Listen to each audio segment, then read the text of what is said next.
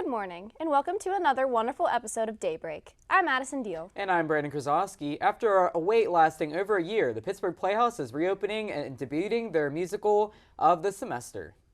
And a new mask mandate has been proposed for Allegheny County. Find out the details coming up. We are also having another exclusive Daybreak interview, this time with Wall Street journalist, reporter, and newly published author Kris Maher. Not to mention, our reporters are here to help you stay well informed. We'll politismack this week's political news with Carlo Andreassi. Wake up and smell the coffee, Pittsburgh. Daybreak starts right now.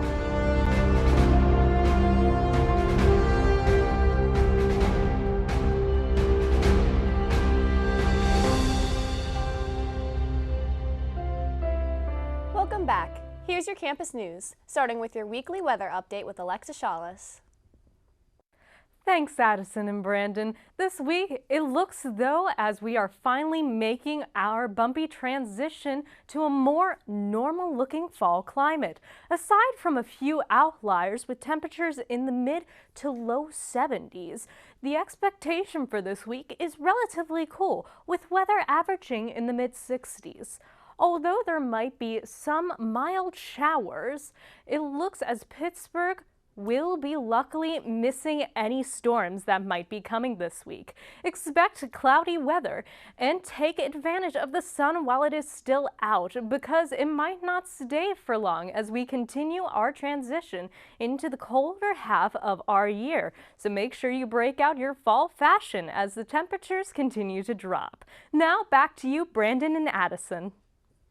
Thanks for that update, Alexa. You know, I'm actually really liking the fall weather. Me too. I do really like when the sun is out, though. When it's cloudy, it's not as good. Oh, yeah. Well, it's a big change from being in the 80s last week to going back into the 60s. But hey, that's Pittsburgh. You can literally go through, it can be -10 one day and the next day it's 70 and sunny. Yeah, and pretty soon it's going to be snowing. I don't even talk about snow. I do not like snow, but Me neither.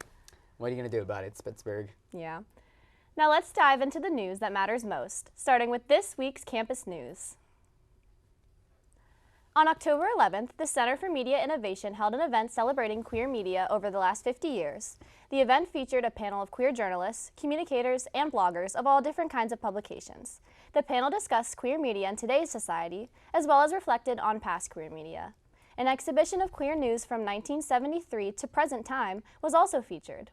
It was held in person as well as online, so anyone could attend any way that they prefer. A proposal is being drafted by the Point Park Student Government Association for students to be included in the Port Authority U-Pass program. According to the Globe, the program would offer free bus pass and light rail fares for all students and staff. Currently, Point Park has access to reduced fare for $1, but it's only after 7 p.m. weekdays and on weekends by using university-issued ID. Students at the University of Pittsburgh, Chatham, and Carnegie Mellon already have access to this program, full program. Port Authority plans to approach other universities to join the program after it has finalized its mobile ticketing service on the light rail services. Point Park's own COPA program's musical, Curtains, debuted on October 13th and continued having showdates until closing night on the 17th. The musical takes place in 1959 and is written as a show within a show. It takes place on the opening night of a musical where the lead actress dies on stage. Everyone is a suspect. It is based on the book Curtains, written by Peter Stone, and the Broadway production of the show was nominated for many awards. Proof of vaccination for people over 11 years old, as well as masking, was required for those wishing to attend. If you missed your chance to see it, support the university's COPA program at their next show. A show within a show. It was really interesting. I don't know if you got the chance to go see it, but I saw it on their last show. It was really good. I did not get a chance to see it, but that sounds good, but at the same time, kind of confusing, honestly. It was a little confusing to see the show and then also the actual show, but it was really interesting. So how would you know which show is which? You kind of just had to make sure you're paying attention. Oh, I zone out quickly, so that would not work out that well, but at least it was a good show. Coming up, a new highway just opened up in Pittsburgh that might make your travel time a little more manageable. After the break, we'll kick it off with your city news. And don't forget, we still have our Daybreak interview with Kris Maher. Don't go anywhere, Daybreak. We'll be right back.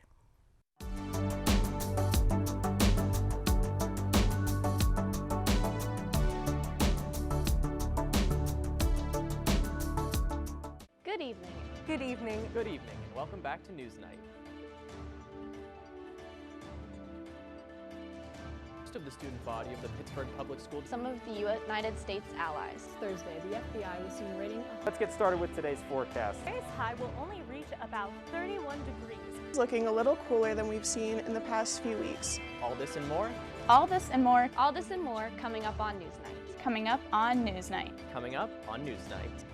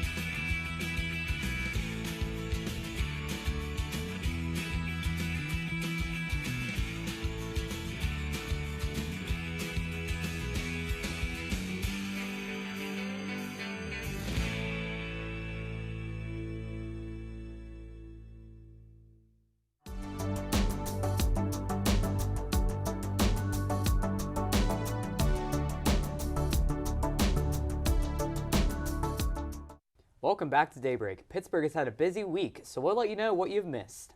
Here's your city news.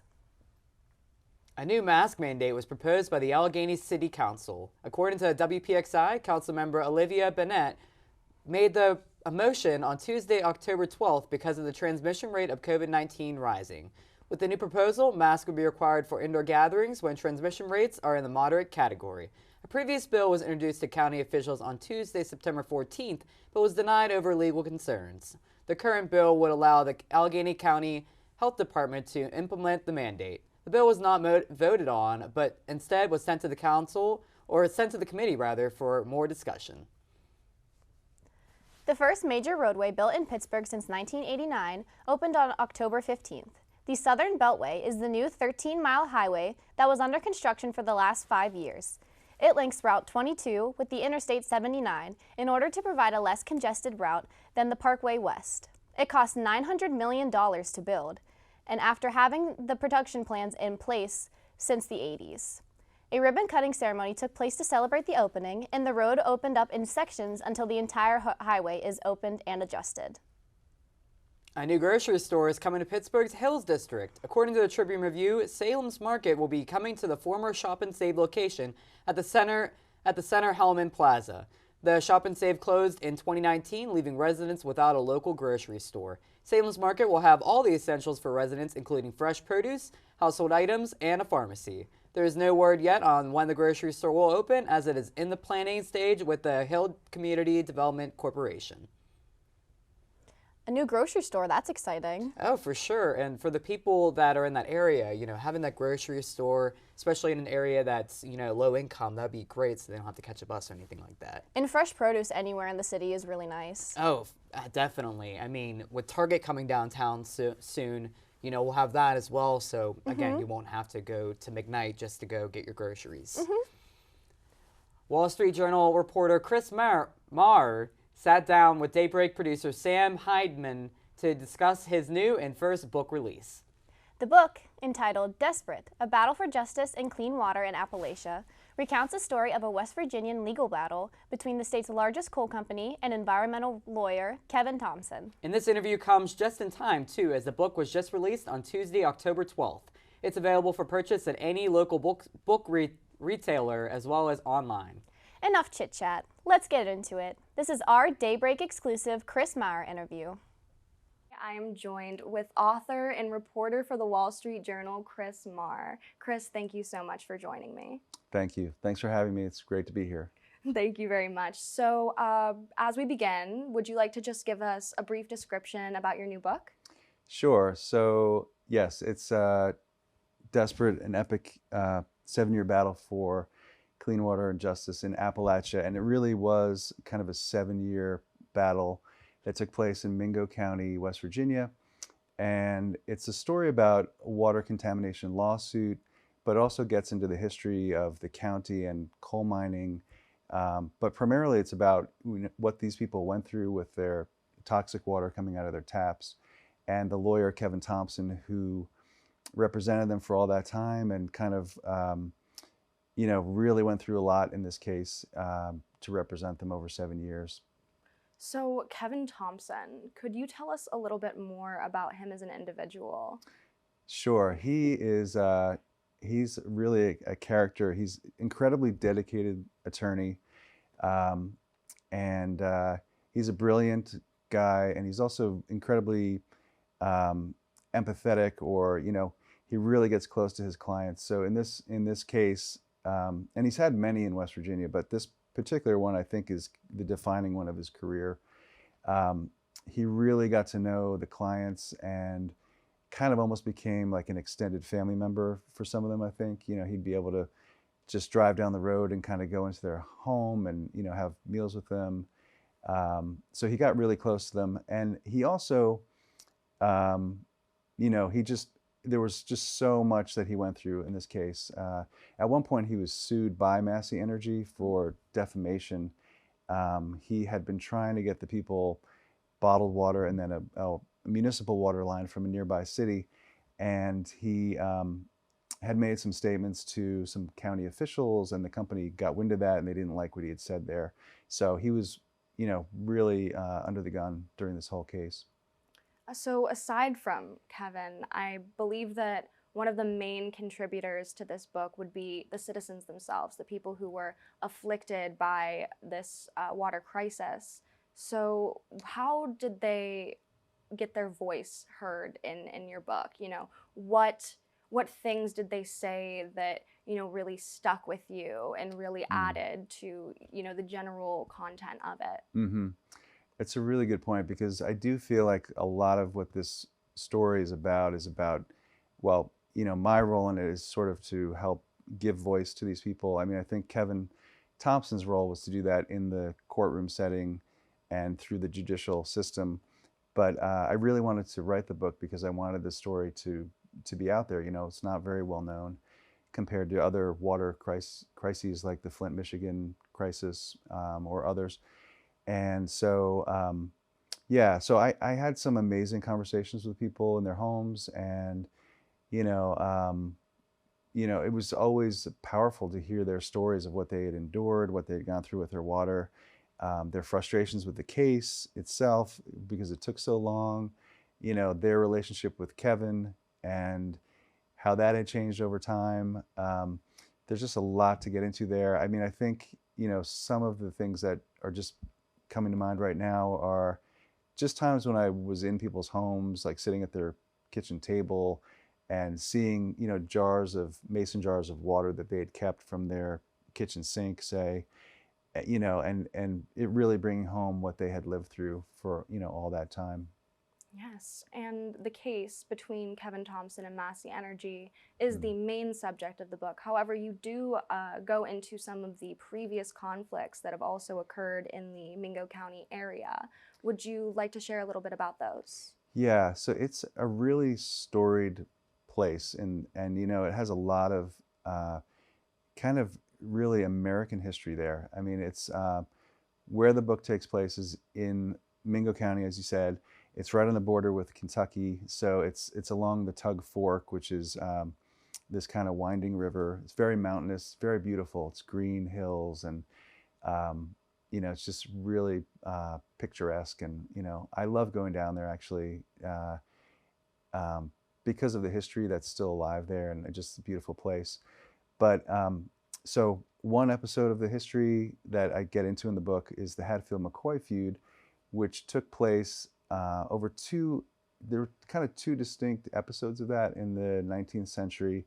The second phase has actually to do with the coal industry coming in, because the railroad came through the area in 1892, and it really led to the industrialization and the whole transformation of this area, where people before that had been, timbering, so they're cutting trees and floating logs down a river, and then all of a sudden, and farming. But all of a sudden, there are coal mines, there are, these tipples, there's railroads, there's smoke, and there's, industrial workers and coal camps, and, it's a completely different environment.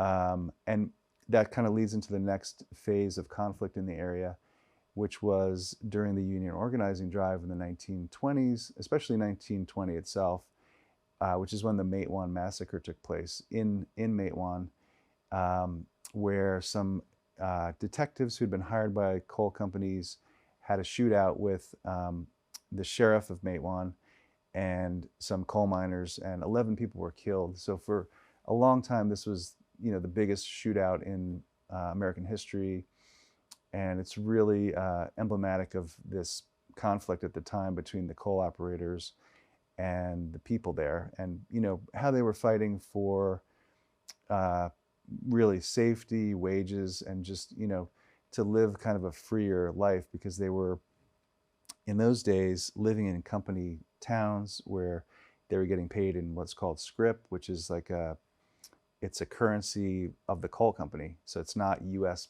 money. It's not U.S. dollars. So, and you had to only use that at the company store. And so it's very almost like an indentured kind of servitude, where they were just sort of trapped in this lifestyle and work. Yeah, that sounds incredibly exploitative. Why do you believe, or why do you think, rather, this exploitation continues to persist with large companies, putting the health and safety and well-being of their workers in jeopardy for the sake of profits? Do you think that this is an issue that has the potential to become alleviated, or do you think that it's something that is systemic and that might be rooted in our country? Well, I think it's in this area, in this region, and with the coal industry in particular, it stemmed from this incredible imbalance of power between the people who had the capital, who were investing in the companies, and then the workers who really had very little power at all. And a lot of the people who invested in the coal industry didn't actually live in West Virginia. And this is a huge, huge topic, which I also get into a bit in the book, which is that, so much of the wealth of West Virginia was extracted in the form of coal or timber. And then, but the profits and the money went to investors who were in New York or even London or Philadelphia.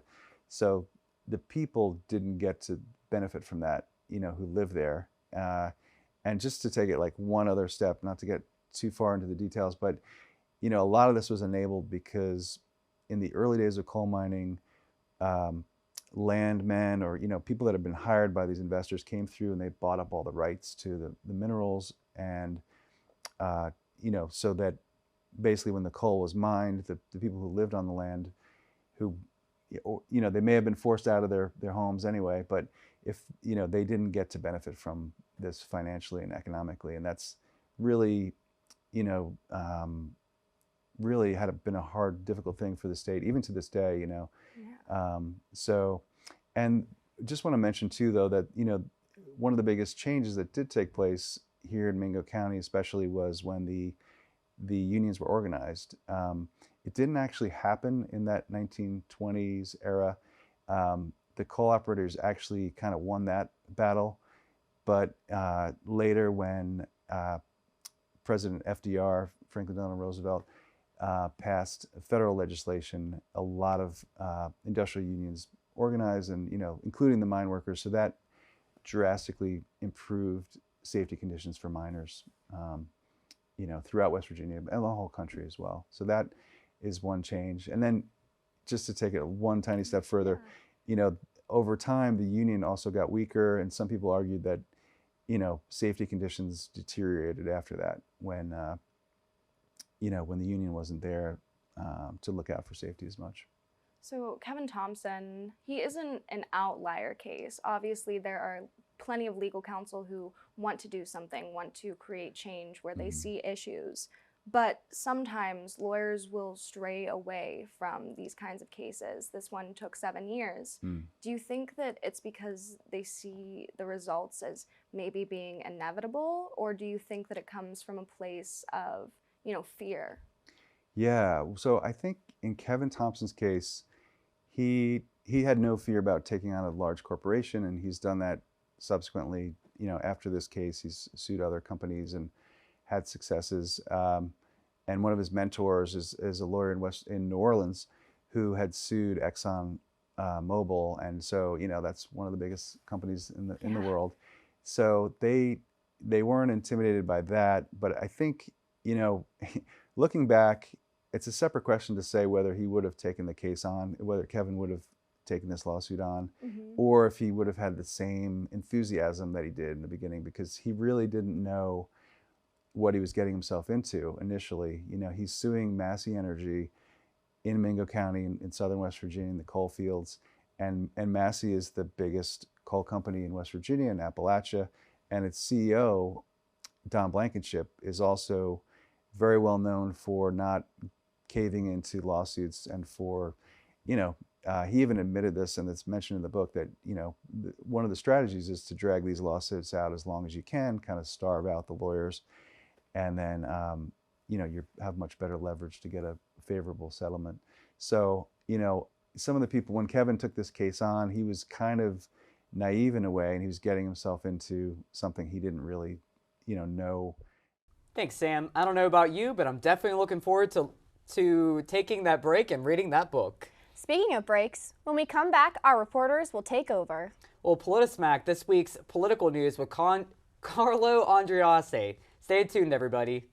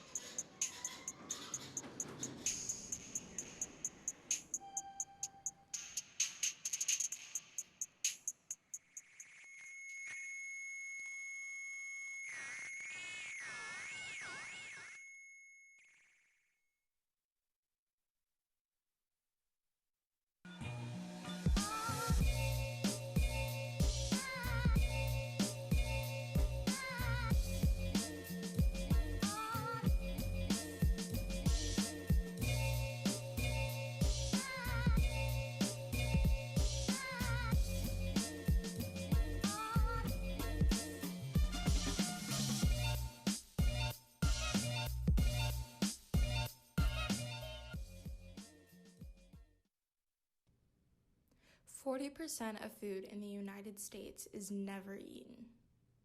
At the same time, 1 in 8 Americans is struggling to put enough food on the table. Before you let your food go bad or throw your leftovers in the garbage, think about your options. To learn more about food waste and how you can reduce food waste at home, visit www.nrdc.org/issues/food waste.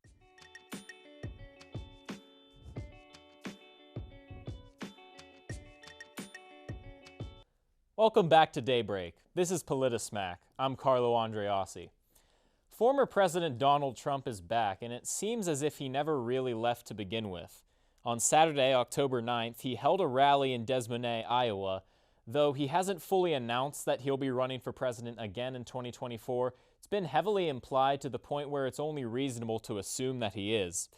Through his multiple campaign-style promises, such as suggesting he'll finish the border wall, to even having a new slogan being Save America, it's looking very likely that Trump has the intentions to run for president again. At this rally were even multiple Republican leaders from Iowa, including Chuck Grassley, who condemned Trump for his role in inciting the January 6th attack on the Capitol building. This is his first truly massive rally since the inauguration of President Biden, with thousands attending and hearing messaging that, compared to even his rhetoric in 2020, has gotten more reactionary. So let's go over some of the key points that Trump went over during his speech. He leaned heavily into the issue of immigration, specifically referring to refugees coming from Afghanistan, and implicitly suggested that they're a danger to the country, saying, quote, "You're going to be hearing from these people over the coming years in a very bad way." Then, after falsely claiming that the Biden administration is practicing an open borders policy, he defended his travel ban policy, saying, quote, "We really don't want people in our country who are going to blow up our cities." He also made multiple other false claims, including suggesting that Virginia allows for post-birth abortions, that Democrats in the media used COVID as a means of rigging the 2020 election, and misrepresenting critical race theory. He promised to ban critical race theory in classrooms, the military, and workplaces. He said, quote, "It will be banned, permanently banned, and will never be allowed to come back again." Critical race theory, however, though some aspects of racial diversity and equity training in the workplace derive from it, is only taught at the collegiate level. With the Republican base and Republican officials continuing to support Donald Trump, time will tell if Trump's use of increasingly more xenophobic rhetoric and disinformation will bleed into the Republican Party's collective platform, and if Trump does run in 2024 in this unhinged state, will he still see the same level of support from Republican voters? That's it for your PolitiSmack update. Now back to our hosts. Thanks, Carlo. Before we say goodbye, we'd like to share with you this week's Ray of Sunshine. In case this is your first time joining us or you need a refresher, Ray of Sunshine is our way of starting your day with a smile and an inspirational quote. This week's quotes come from American poet James Oppenheim. The quote reads, "The foolish man seeks happiness in the distance, the wise grows it under his feet." That's a really nice quote about how to find happiness like where you are. Yeah, you just kind of have to, water the happiness. Like a flower. Yeah, like a flower. And with that, you just sprout out and then you can be happy instead of just being sad. Exactly. Well, that's it for Daybreak. Thank you so much for watching. You can catch clips from all of our previous Daybreak episodes on our YouTube at UView Television. And make sure you check out our full episodes and all of our shows from UView on our website, uview.pointpark.edu. Tune in next week for the news you need. I'm Brandon Krasowski. And I'm Addison Dio, hoping your news is good news. Have a great day, everyone.